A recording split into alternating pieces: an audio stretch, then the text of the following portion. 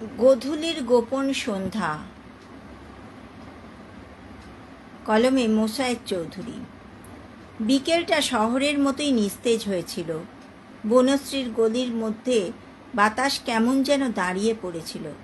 শুধু একটা পুরনো জানালার পর্দা হালকা দুলছিল, যেন কোনো অদৃশ্য হাত স্পর্শ করে দিয়ে গেছে। তখনও আমরা শিখছিলাম ভালোবাসা শব্দে বাঁধা যায় না। সেই বোবা আলোহীন সময়টুকুতে আমাদের চোখের ভাষা আর আঙুলের উষ্ণতাই ছিল একমাত্র অভিধান। তুমি বসেছিলে জানালার পাশে, চুল ছড়িয়ে পড়েছিল কাঁধের ওপর, আর আমি জানতাম সেই নরম চুলে একবার আঙুল চালালেই সন্ধ্যা নেমে আসবে।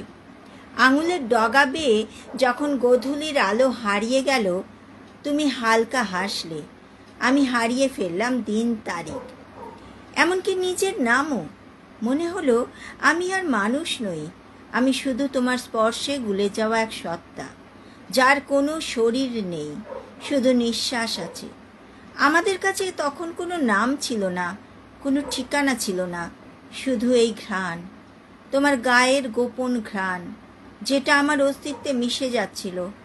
বাইরের পৃথিবী কোলাহল করলেও আমরা ছিলাম আলাদা, যেন ঘড়ির কাঁটা এখানে এসে থেমে গেছে। আমি জানি তোমার গালের পাশে যে দুপুরগুলো নরম হয়ে গিয়েছিল, সেগুলো ফিরবে না কোনো দিন।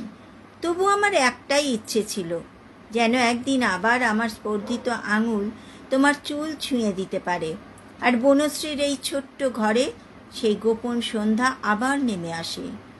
কিন্তু সন্ধ্যা তো প্রতিদিন আসে, শুধু তুমি আর আসো না।